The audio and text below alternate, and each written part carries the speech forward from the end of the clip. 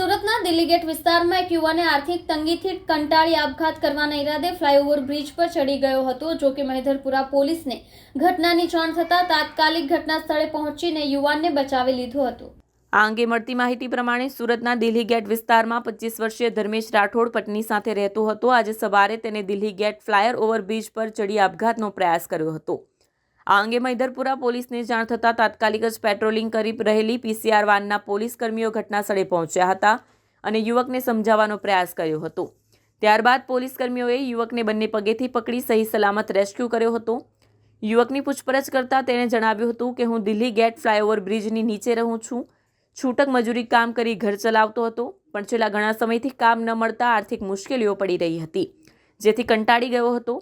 આ કારણોસર જ આજે બ્રિજ ઉપરથી કૂદીને આપઘાત કરવાનો નિર્ણય લીધો હતો। હાલ તો મહેધરપુરા પોલીસે યુવાનની પત્નીને બોલાવી યુવકને સોંપ્યો હતો અને આવું પગલું ના ભરવા જણાવ્યું હતું।